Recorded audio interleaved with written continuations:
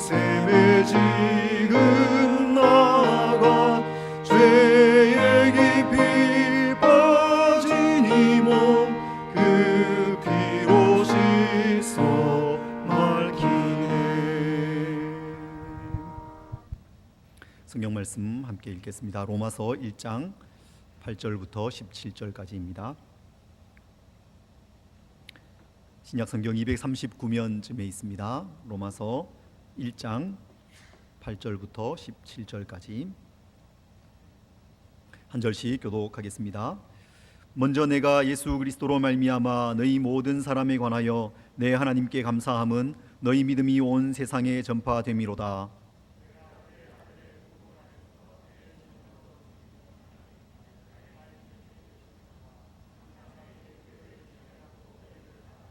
어떻게 하든지 이제 하나님의 뜻 안에서 너희에게로 나아갈 좋은 길 얻기를 구하노라.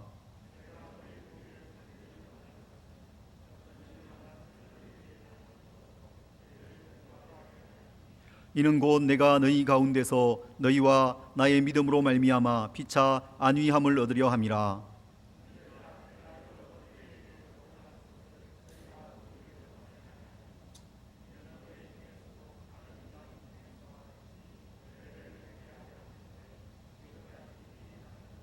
헬라인이나 야만인이나 지혜 있는 자나 어리석은 자에게 다 내가 빚진 자라.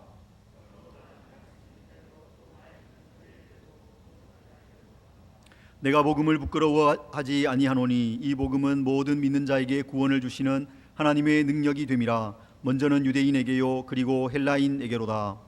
복음에는 하나님의 의가 나타나서 믿음으로 믿음에 이르게 하나니 기록된 바 오직 의인은 믿음으로 말미암아 살리라 함과 같으니라. 아멘.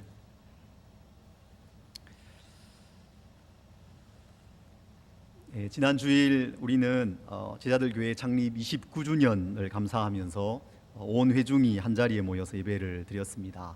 어린 아이부터 장년까지 모두 모였습니다. 이 강당이 가득 차고 또 위층까지 꽉 채워졌었습니다. 10명이 넘는 아이들이 유아 세례를 받는 그런 모습을 좀 기쁨으로 보았습니다.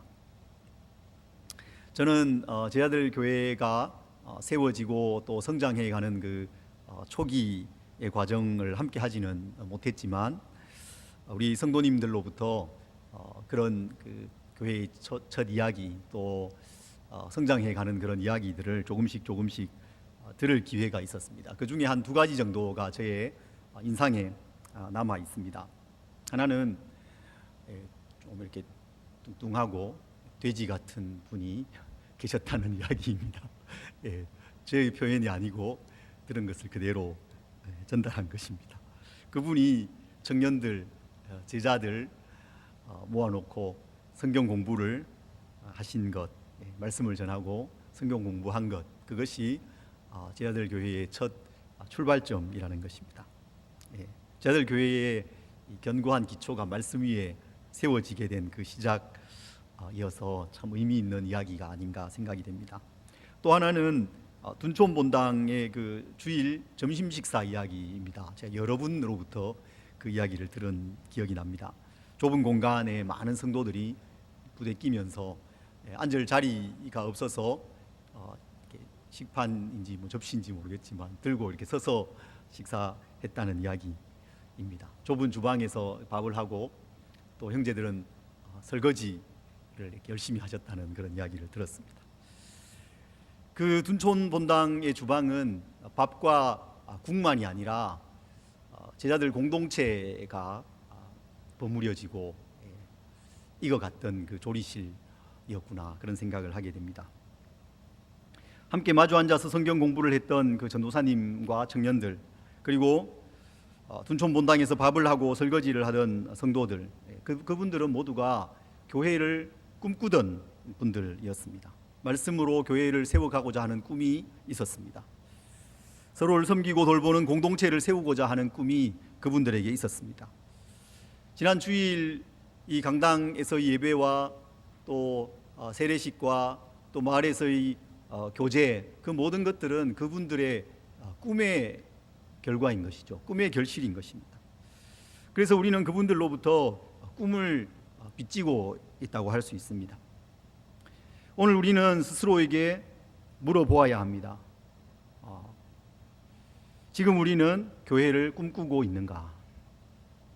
많은 사람들이 교회에 옵니다. 예배에 참여합니다. 우리 교회에도 오늘도 많은 분들이 와서 함께 예배하고 교제합니다. 그러나 모든 분들이 교회를 꿈꾸는 것은 아닙니다. 전에는 꿈이 있었지만 지금은 꿈이 없을 수도 있습니다. 교회가 커질수록 교회를 향한 꿈은 작아지는 것 같지 않으십니까? 많은 사람이 모이지만 꿈꾸는 사람은 오히려 줄어드는 것 같지 않으십니까? 스스로에게 물어보십시오. 나는 교회를 꿈꾸고 있는가? 사도 바울은 교회를 꿈꾼 사람이었습니다. 로마서는 바울의 꿈이 담겨 있는 편지입니다. 이 로마서가 워낙 복음을 풍성하게 이렇게 탁월하게 담고 있고 묵직하고 또 신학적인 주제들이 많이 담겨 있기 때문에 우리는 이 편지를, 이 로마서, 이 성경을 연구하고 또 묵상하고 토론합니다. 그러다 보면 여기 담겨 있는 바울의 꿈과 바울의 그 마음은 잘 읽지 못할 수가 있습니다. 사실 여기에는 로마 교회를 향한 바울의 꿈과 소망이 담겨 있습니다. 특히 오늘 본문 로마서의 서두에서 우리는 바울의 꿈, 그 바울의 마음을 느낄 수 있습니다. 그는 로마로 가기를 원했습니다. 간절히 원했습니다. 여러 차례 로마로 갈 계획을 세웠습니다. 그런데 그 계획대로 잘 풀려지지 않았고 로마 방문은 미루어지고 있었습니다. 그는 이 사실을 거듭해서 밝힙니다. 10절에 보면 어떻게 하든지 이제 하나님의 뜻 안에서 너희에게로 나아갈 좋은 길 얻기를 구하노라.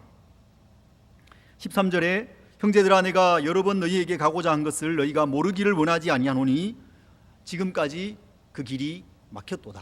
그렇게 토로하고 있습니다.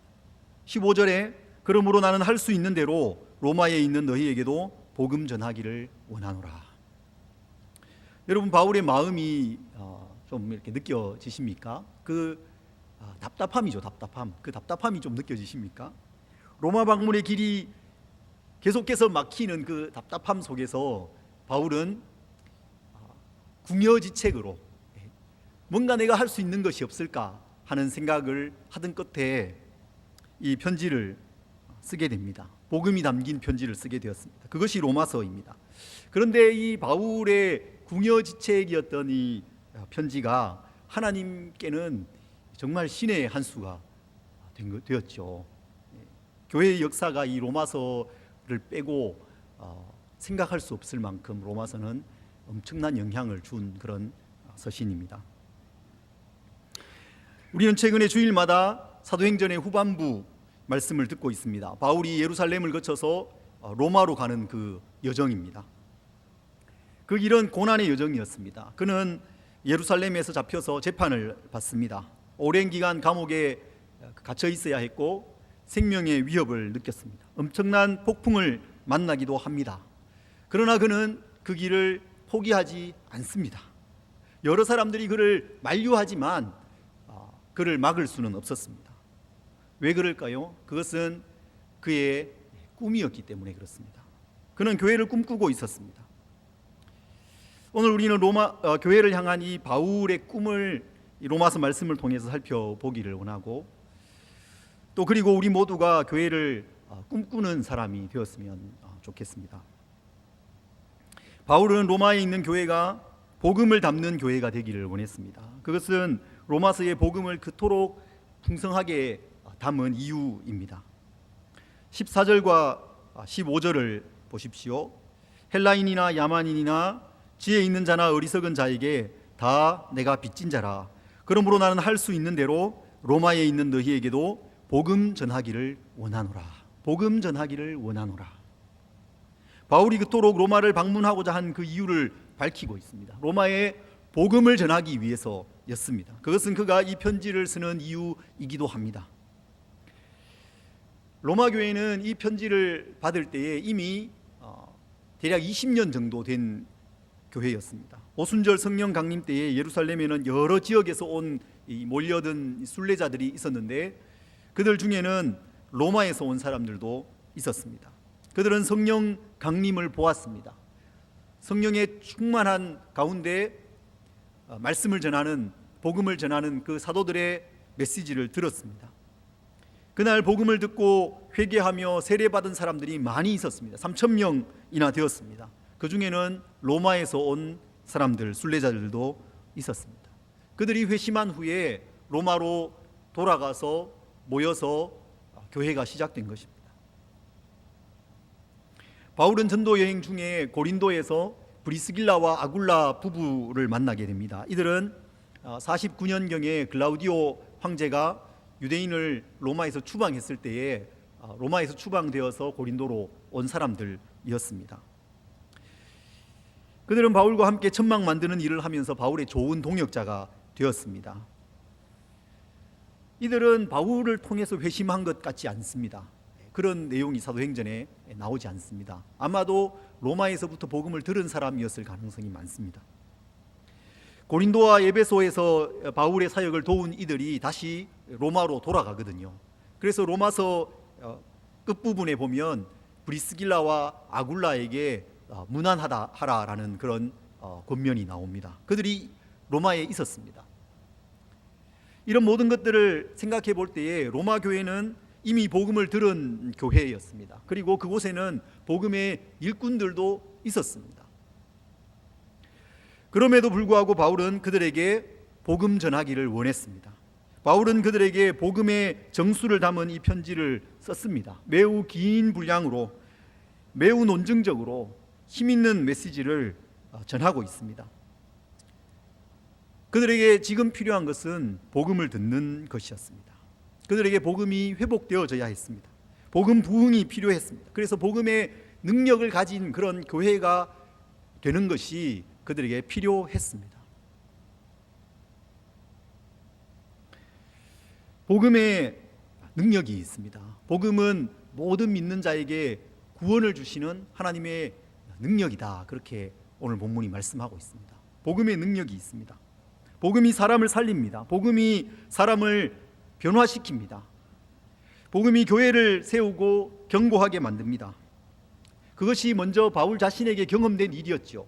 그리고 그가 가는 곳마다 복음을 전했을 때에 일어났던 일들이었습니다. 사람들이 변화되고 우상과 모든 악한 습관에 매여 있던 사람들이 그것이 풀어지고 병고침 받고 귀신이 떠나가는 그런 일들을 그가 경험했습니다. 그리고 그곳에 교회가 세워지는 것을 그가 경험했습니다. 그리고 그는 지금 다시 그것을 꿈꾸고 있습니다. 11절에 보면 바울이 이렇게 말씀합니다. 내가 너희 보기를 간절히 원하는 것은 어떤 신령한 은사를 너희에게 나누어 주어 너희를 견고하게 하려 함이니. 또 12절에는 피차 안위함을 얻으려 한다라고 말씀하고 13절에는 열매를 맺게 하려고 한다 그렇게 말씀하고 있습니다. 은혜를 나누기를 원하고 있고 은사를 나누기를 원하고 있습니다. 그것으로 사람들을 더 강하게 견고하게 세우기를 그는 원하고 있습니다. 서로 위로하고 열매 맺고 자라가는 것, 여러분 이 모든 것들은 교회가 정말로 견고하고 건강하게 아름답게 세워져 가고 자라가는 그런 모습을 표현하고 있는 것입니다. 그렇게 교회가 건강하게 세워지는 그 일이 어떻게 이루어집니까? 다시 15절을 보시면 그러므로 이렇게 시작되죠. 이 모든 일을 위해서라는 뜻입니다. 교회가 이렇게 건강하고 아름답게 세워져 가는 그 일을 위해서 나는 할 수 있는 대로 로마에 있는 너희에게도 복음 전하기를 원하노라. 복음을 통해서 교회가 견고해지고 열매 맺어서 자라가게 되는 것입니다. 그러므로 오늘 우리에게 필요한 것은 복음입니다. 우리 교회에 필요한 것은 복음입니다. 이 시대에 필요한 것이 복음입니다. 다른 것이 아닙니다. 복음 부흥이 필요합니다. 복음의 능력이 우리의 삶 속에 또 우리 교회 속에 이 시대의 교회 속에 회복되는 것, 그것이 필요한 것입니다. 그래서 다시 복음을 우리는 들어야 합니다. 복음을 들으면 하나님이 어떤 분이신지에 대한 감각이 생겨나게 됩니다. 새로워지게 됩니다. 복음에는 하나님의 의가 나타나 있다, 그렇게 17절에 말씀하죠. 하나님의 의가 나타나 있습니다. 하나님의 의가 계시되어져 있습니다. 이 시대는 하나님에 대한 감각을 잃어버렸습니다. 하나님을 멀리하는 시대, 하나님을 버린 시대입니다. 삶의 모든 영역에서, 모든 사고의 영역에서 하나님을 밀어내어 버린 그런 시대입니다. 그래서 하나님을 알지 못하고 하나님을 두려워하지 않습니다. 믿음이 없고 하나님을 경외함이 없습니다. 복음은 하나님이 의로우신 분이라고 말씀하고 있습니다. 하나님은 의로우신 분이십니다. 공의로우신 분이십니다. 거룩하신 분이죠. 크고 두려우신 분이십니다. 조금도 흠이 없으신 완전하신 분이십니다. 하늘과 땅과 그 안에 있는 모든 것들을 지으신 창조주이십니다. 우리를 만드시고 우리에게 호흡을 주시는 우리의 삶의 주관자이십니다. 그 하나님, 의로우신 하나님께서 우리에게 의를 요구하십니다. 의로우신 하나님과 올바른 그 관계를 맺기 위해서는 우리도 의로워야 하는 것입니다. 하나님께서는 내가 거룩하니 너희도 거룩하라, 그렇게 말씀하십니다. 하늘에 계신 너희 아버지의 완전하심처럼 너희도 완전하라. 여러분, 이것이 정말 숨막히는 요구 아닙니까? 감당할 수 없는 요구입니다. 그 하나님의 의의 빛 아래에 설 때에 비로소 우리는 우리의 죄를 깨닫게 됩니다. 죄를 발견합니다. 감히 하나님 앞에 나아갈 수 없는 죄인임을 발견하게 됩니다. 로마서 1장 18절부터 3장 18절까지의 그 긴 내용이 우리 모두가 죄인이라는 사실을 말씀하고 있죠. 마치 이 그물에 씨줄과 날줄을 촘촘하게 엮어서 어떤 것도 빠져나가지 못하게 만드는 것처럼, 그렇게 모든 사람이, 유대인이나 헬라인이나 어떤 사람이든지 다 죄인이라고, 그 죄인이라는 선언 앞에 빠져나갈 수 있는 사람이 아무도 없다고 그렇게 선언하고 있습니다. 의인은 없나니 하나도 없으며 깨닫는 자도 없고 하나님을 찾는 자도 없고 다 치우쳐 함께 무익하게 되고 선을 행하는 자는 없나니 하나도 없도다. 모든 사람이 죄를 범하였음에 하나님의 영광에 이르지 못하였다. 그것이 성경의 선언입니다. 이 죄 아래에 있는 인간은 하나님의 진노 아래에 있습니다. 하나님의 진노는 하나님의 의의 다른 표현입니다. 1장 18절에 보면 17절에 하나님의 의를 말씀하잖아요. 복음에는 하나님의 의가 나타나 있다, 이렇게 말씀한 사도 바울이 18절에 한 절 넘어가면서는 하나님의 진노가, 그렇게 말씀하고 있습니다. 하나님의 진노가 불의로 진리를 막는 사람들의 모든 경건하지 않음과 불의에 대하여 하늘로부터 나타나나니. 여러분, 우리 시대가 이 하나님의 진노를 심각하게 생각하지 않지 않습니까? 창조주 하나님이 피조물에게 진노하고 심판하는 것을 이해할 수 없다, 그렇게 사람들이 말합니다. 그것은 하나님의 의를 모르기 때문입니다. 하나님을 모르기 때문입니다. 하나님에 대한 감각을 잃어버렸기 때문이죠. 복음을 들을 때에, 복음 앞에 나올 때에 하나님의 의를 발견하게 되고 하나님의 그 의의 빛 아래에서 하나님의 진노도 발견하게 되는 것입니다. 조나단 에드워즈 목사님이 진노하신 하나님의 손에 붙들린 죄인들이라는 제목의 설교를 했습니다. 무시무시한 제목이죠. 진노하신 그 하나님의 손에 붙들려 있는 그 죄인들. 설교 한 편이 소책자 한 권입니다. 정말 긴 설교를 하셨습니다. 하나님의 진노와 그 아래에 있는 그 죄인들의 운명, 그것을 정말 생생하게 담고 있는 그런 설교입니다. 몇 부분을 제가 읽어드리겠습니다. 회심하지 않은 사람들은 썩은 덮개로 가려진 지옥 구덩이 위를 걷고 있는 셈인데 그 덮개가 너무 약해 언제 그 구덩이에 빠질지 모릅니다. 유황불이 활활 타오르는 그 처참한 지옥이 여러분 밑에 있습니다. 하나님의 진노의 불꽃이 이글대는 무서운 웅덩이가 있습니다. 지옥물이 문이 입을 활짝 벌리고 있습니다. 그런데 여러분에게는 발을 붙이고 서 있을 곳이 없고 붙잡을 만한 지푸라기도 없습니다. 하나님의 눈에는 지금 여러분이 지옥불 속에 던져질 수밖에 없는 존재로 보입니다. 아니, 그 눈이 너무 정결하여 여러분을 바라보는 것조차 괴로울 정도입니다. 하나님 눈에는 여러분이 혐오스러운 독사보다 더 가증스러운 존재로 보입니다. 하나님의 의에 대해서, 하나님의 거룩하심에 대해서, 그리고 하나님의 진노에 대해서 강력한 메시지를 전했습니다. 이 말씀을 들었던 사람들, 특별히 쇠락해 가던 그 미국의 교회가 대각성이 일어나게 됩니다. 하나님에 대한 감각이 깨어나게 된 것이죠. 복음의 그 부흥을 그 교회가 경험하게 되었습니다. 하나님의 진노가 하늘로부터 나타난다고 경고한 사도 바울은 다시 하나님의 의에 대해서 말씀합니다. 로마서 3장 21절과 22절입니다. 로이드 존스 목사님은 이 구절을 로마서의 가장 핵심적이고 중요한 구절이라고 보았습니다. 위대한 전환점이라고 말씀했습니다. 3장 21절 22절 우리 함께 읽어볼까요? 시작. 이제는 율법 외에 하나님의 한 의가 나타났으니 율법과 선지자들에게 증거를 받은 것이라. 곧 예수 그리스도를 믿음으로 말미암아 모든 믿는 자에게 미치는 하나님의 의니 차별이 없느니라. 율법 외에 한 의가 나타났다. 예수 그리스도를 믿음으로 말미암아 얻게 되는 그 의라고 그렇게 말씀하고 있습니다. 하나님은 의로움의 완전한 분이시고 그 앞에 서 있는 우리는 모두 죄 아래에 있습니다. 하나님의 진노 아래에 있습니다. 그 진노를 피할 길이 없습니다. 그런데 하나님께서 그 진노를 피할 길을 우리에게 주셨습니다. 하나님과 올바른 관계를 맺을 수 있는 그 길을 우리에게 주셨습니다. 하나님의 한 의가 나타난 것입니다. 그것은 예수 그리스도를 믿음으로 우리에게 주어지는 의입니다.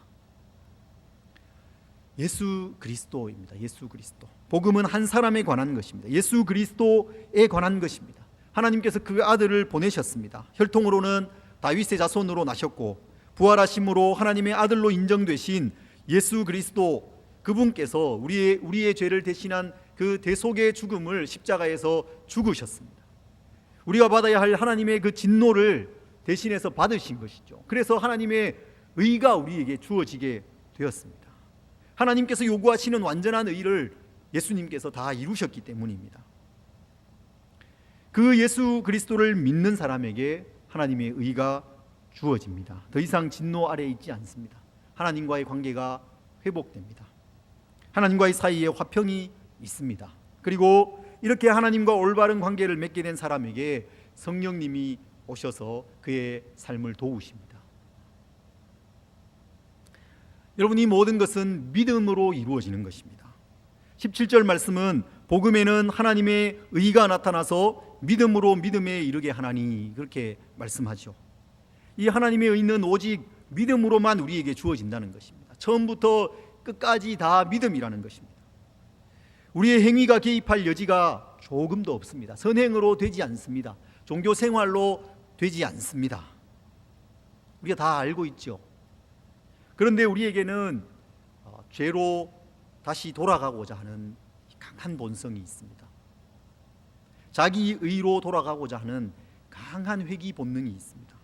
처음에 복음을 깨닫고 은혜를 경험했을 때는 그것이 전적인 은혜임을 압니다.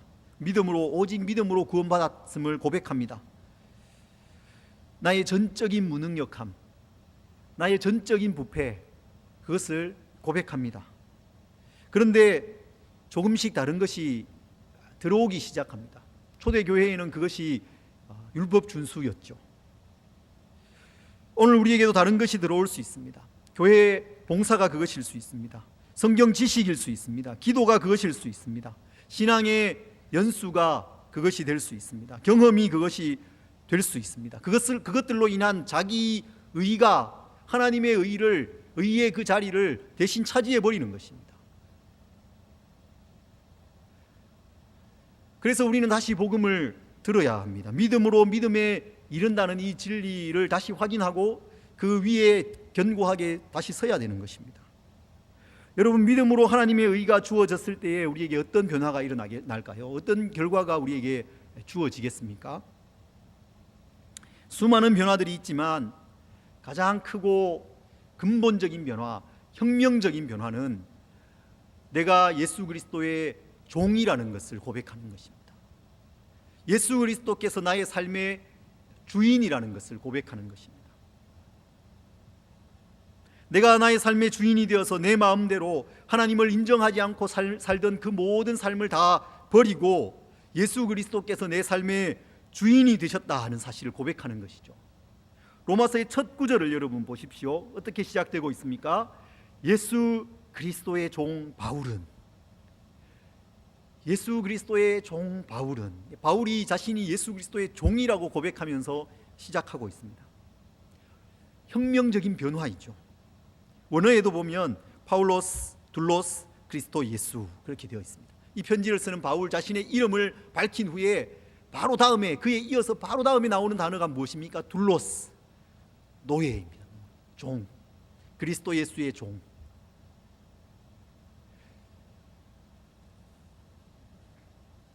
로마서 14장 8절에는 이런 말씀이 있습니다. 우리가 살아도 주를 위하여 살고 죽어도 주를 위하여 죽나니 그러므로 사나 죽으나 우리가 주의 것이로다.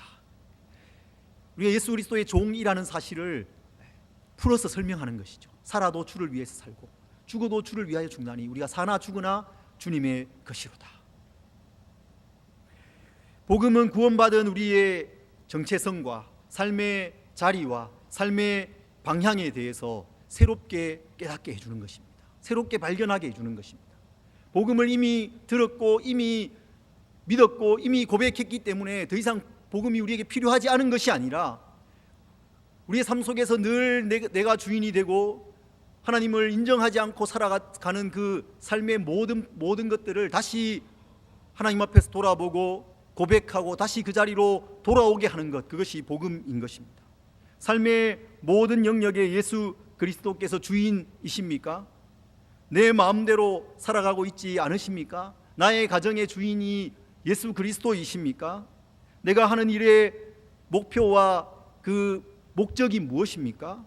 내가 추구하고 고민하고 날마다 골몰하면서 살아가는 그 일의 내용이 과연 무엇입니까? 나는 하나님의 은혜 안에 오늘도 살아가고 있습니까?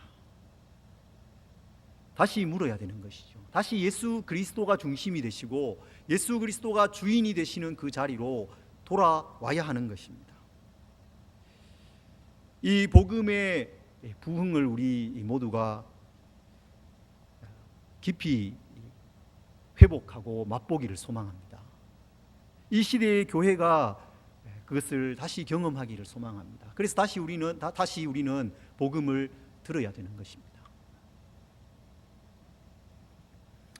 우리는 1장 17절 복음에는 하나님의 의가 나타나서 믿음으로 믿음에 이르게 하나니라는 그 말씀을 중심으로 복음에 대해서 살펴보았습니다.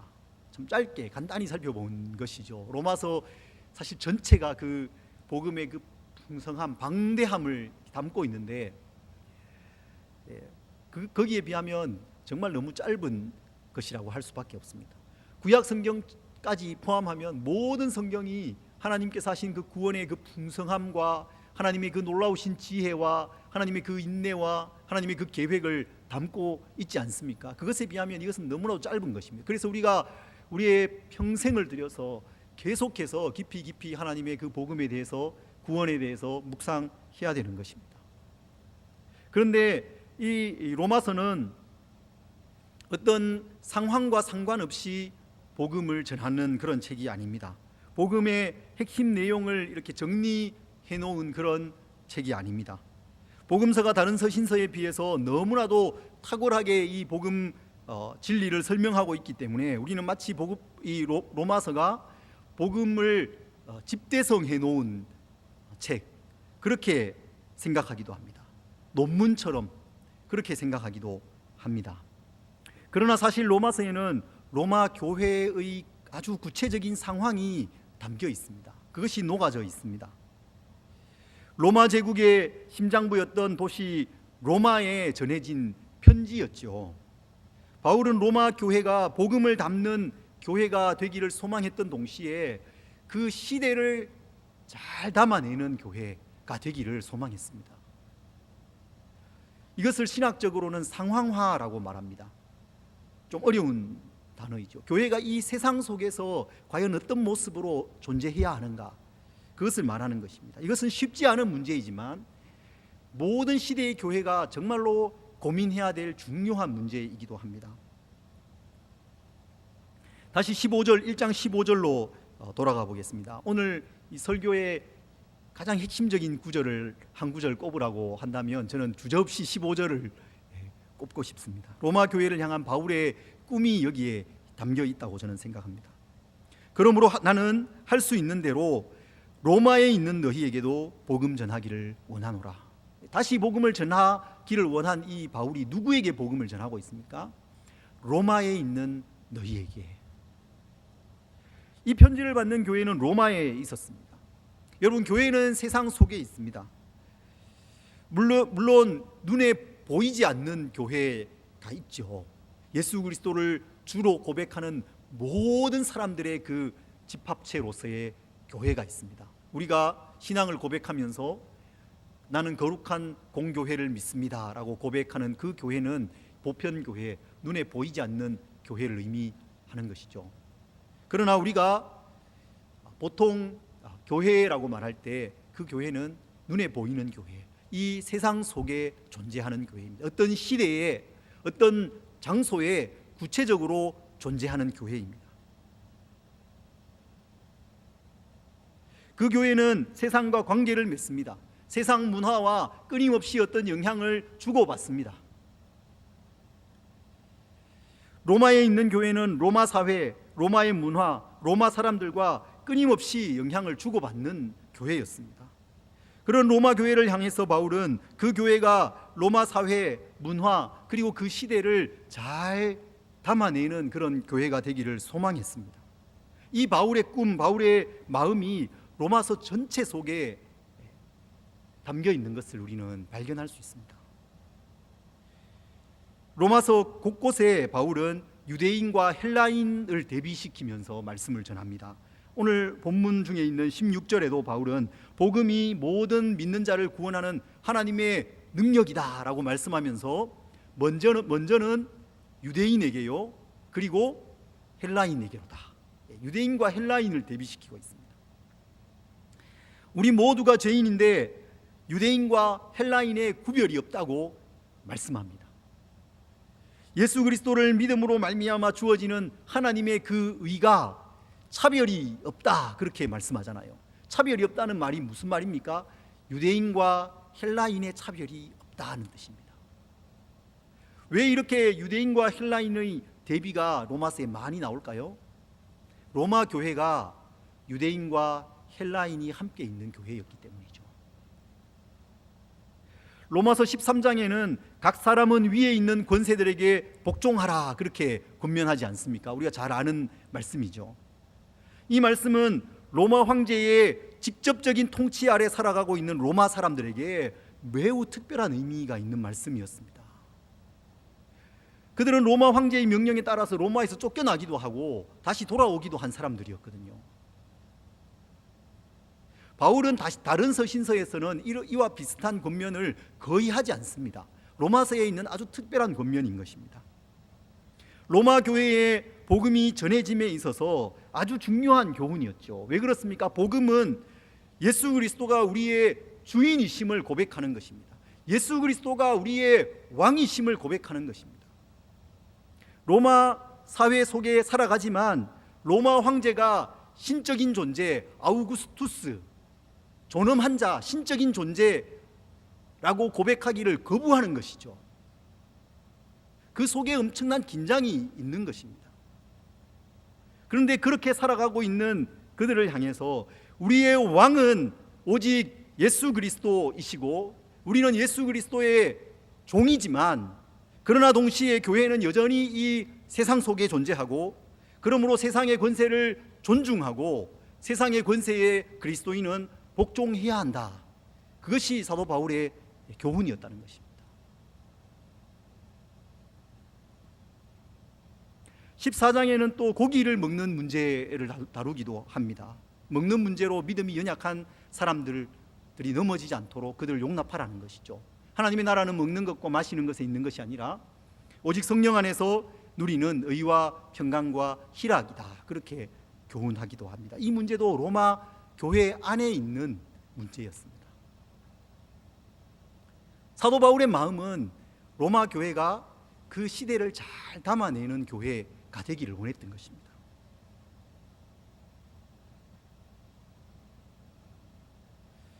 이렇게 로마서를 읽어가는 가운데 이 세상 속에 있는 교회가 정말 시대를 잘 담아내려면 이런 모습이면 되겠구나라는 그런 생각을 하게 한 구절이 있습니다. 그것은 로마서 12장 15절입니다. 로마서 12장 15절인데 이렇게 되어 있습니다. 즐거워하는 자들과 함께 즐거워하고 우는 자들과 함께 울라. 정말 단순한 구절이죠. 너무 당연한 구절이죠. 즐거워하는 자들과 함께 즐거워하고 우는 자들과 함께 울라. 이 말씀은 단지 교회 안에서만의 그 교제 관계를 생각하는 것이 아닙니다. 그 앞구절인 14절에 보면 너희를 박해하는 자들을 축복하라. 축복하고 저주하지 말라. 그렇게 말씀하거든요. 세상과의 관계까지도 다 포함하고 있는 것이죠. 즐거워하는 자들과 함께 즐거워하고 우는 자들과 함께 우는 것은 너무 당연해 보입니다.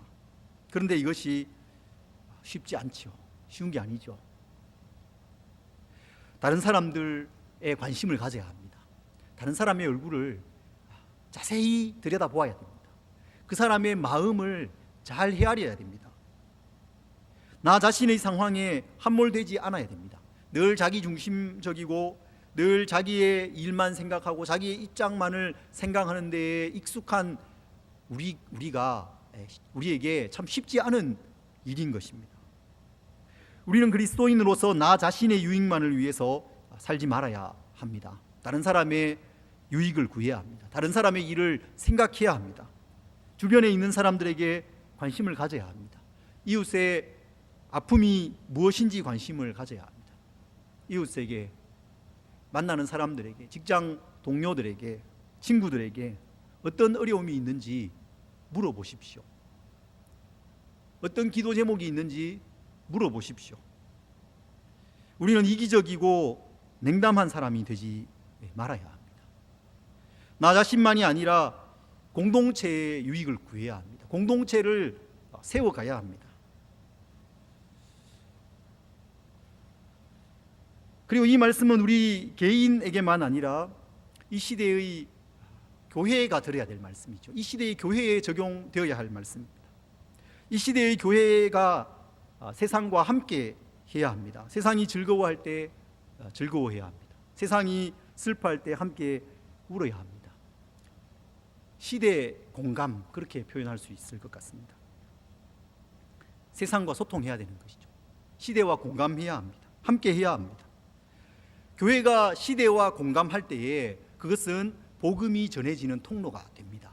교회가 참으로 건강하게 되고 세상 속에서 교회를 영광스럽게 하는 것이 됩니다. 그러나 참 안타까운 사실은 우리 시대의 이 교회가 공감 없는 교회가 되었다는 것이죠. 우리 사회가 공감 없는 사회입니다. 다른 사람의 아픔에 깊이 공감하지 않습니다. 그래서 사람들이 소외되고 또 단절되어져 있습니다. 여러분, 이 세월호 사건이 참 우리 사회에 있었던 가슴 아픈 일이었는데 또 한편 가슴 아프고 안타까웠던 일은 그 일을 대하는 우리 사회의 태도였죠. 공감 없는 그 태도. 단식하는 그 가족들 옆에서 음식을 먹던 사람들, 그 사람들만의 문제가 아니라 우리 사회의 단면을 보여주었던 것이죠.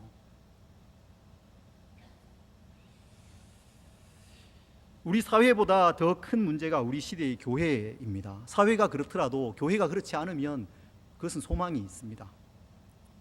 그런데 교회가 시대의 공감을 잃으면 소망이 없는 것이죠. 더 이상 이 시대가 아파하는 것이 뭔지 잘 모릅니다. 함께 아파하지 않습니다. 이 시대의 고민을 교회가 잘 모릅니다. 함께 고민하지 않습니다. 최근 우리 사회가 가지고 있는 주된 고민 가운데 하나가 저는 정의의 문제라고 생각합니다.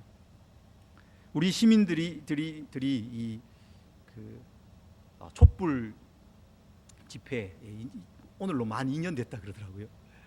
2년 전에 있었던, 불과 2년 전에 그 일을 경험했잖아요. 혁명적인 일을 경험했습니다. 새로운 정부가 이렇게 세워지는 그런 일을 경험하는 그 과정 속에서 그것을 겪으면서 우리 사회가 정의의 문제에 깊은 관심을 가지고 있습니다.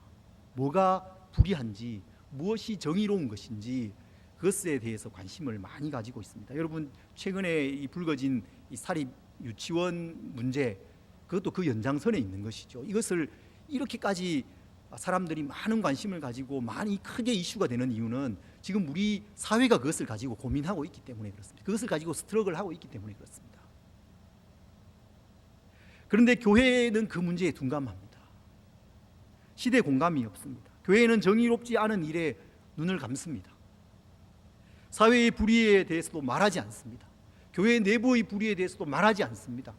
심지어는 사회가 교회에 대해서 의롭지 않다고, 정의롭지 않다고 말하는 것에조차도 교회는 괜찮다고 말하죠. 이 시대의 교회가 시대를 닮지 못하고 있는 것입니다. 참 안타까운 모습입니다.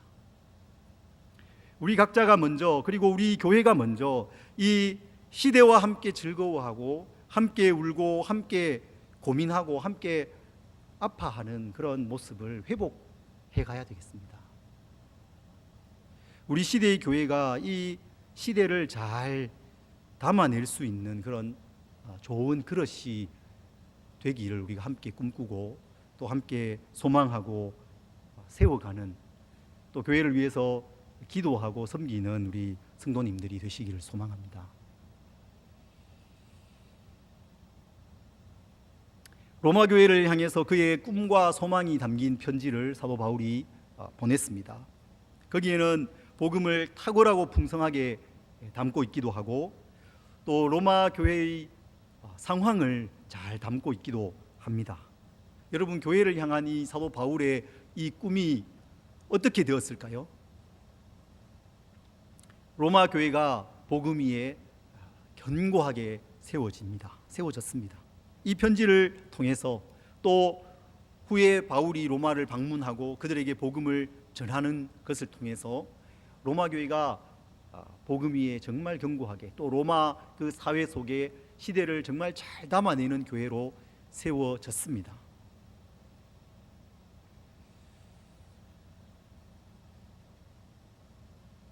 교회가 그 후에 일어난 그 박해를 견뎌냅니다. 그것을 이깁니다. 그리고 200년, 300년 시간이 지나갔을 때에 교회사 속에 어떤 일이 일어났습니까? 이 교회가 로마 그 제국을 뒤집어 놓았죠. 세상을 바꾸어 놓은 것입니다. 로마서의 영향, 이 바울의 꿈의 영향은 거기에서 그치지 않았습니다. 초대교회 교부였던 어거스틴이 로마서를 통해서 회심합니다. 루터가 종교개혁 시대에 로마서를 통해서 복음의 진리를 다시 발견합니다. 칼뱅이 로마서의 영향 가운데서 복음을 다시 설명해냅니다. 우리 시대의 존 스토트와 또 다른 수많은 사람들이, 각 시대마다 하나님의 사람들이 이 로마서의 말씀을 통해서 새로워지고 변화되어지고 교회를 복음 위에 다시 세워갔던 것을 우리는 교회사 속에서 읽을 수 있습니다. 바울이 로마 교회를 향해서 꾸었던 그 꿈이 온 세계 가운데로 전파되어지고 교회를 변화시켜가고 세상을 변화시켜가는 것, 그것을 우리는 지금 보고 있는 것입니다.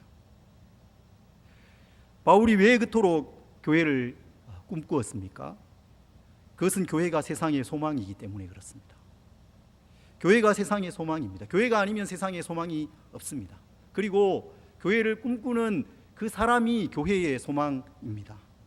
교회가 때로 실망을 줄 수도 있습니다. 교회가 실망을 많이 주죠. 교회를 떠나고 싶을 때가 있을 수도 있습니다. 포기하고 싶을 때도 있을 수 있습니다. 그러나 그렇게 하지 말아야 되죠. 교회를 꿈꿔야 합니다. 교회가 아니면 이 세상에 소망이 없기 때문에 그렇고, 또 교회를 꿈꾸는 사람이 아니면 교회가 소망이 없기 때문에 그렇습니다. 여러분, 교회를 꿈꾸시기 바랍니다.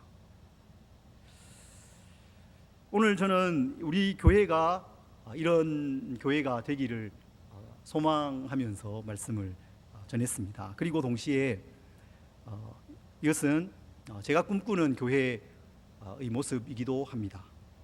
저는 올해로 우리 교회에서 만 4년 가까이 사역을 하고 있습니다.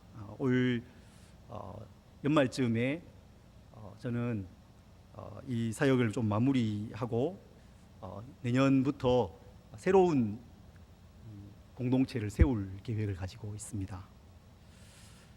개인적으로 이렇게 좀 말씀을 드린 분도 있고 또 어디서 전해 들으신 분도 계실 것 같고 또 오늘 처음 들으셔서 좀 이렇게 당황스러운 분도 계실지 모르겠습니다. 새로운 교회 공동체가 필요하다는 그 마음을 하나님께서 저에게 계속해서 주셨습니다. 그래서 한 1년 좀 넘게 기도하면서 그렇게 마음을 정하게 되었습니다. 또 목사님께 우리 장로님들께 상의하고 또 준비를 해왔습니다. 제가 이런 이야기들을 좀 몇 분들에게 나누었을 때에 반응이 있었습니다. 반응. 염려하시는 반응이죠. 참 감사했습니다. 염려하는 반응. 그런데 염려되시면 많이 기도해 주십시오. 또 어떤 분들은 축하한다고 하신 분들 계셨어요. 참 축하한다고 이렇게. 참 힘이 되더라고요. 축하해 주니까. 그분들 꼭 같이 갔으면 좋겠습니다.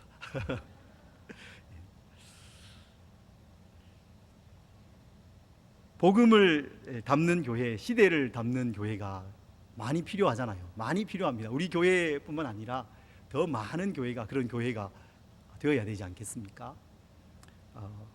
그런 교회를 세워가고자 하는 이 일에 여러분 관심을 가져주시고 또 많이 기도해 주시고 또 함께 해주셨으면 좋겠습니다. 또 다른 기회에 더 구체적으로 이 이야기들 좀 나누고 또 개인적인 교제 속에서도 함께 나누는 그런 좋은 기회가 있었으면 참 좋겠습니다. 무엇보다도 그 모든 것들을 다 떠나서 우리 교회가 이렇게 참 복음을 잘 담고 있는 그런 교회, 시대를 담아내는 그런 교회 되기를 소망하고 또 그런 교회를 우리가 소망하고 꿈꾸는 그런 성도들이 되시기를 간절히 소망합니다. 함께 찬송가 208장 찬송하겠습니다.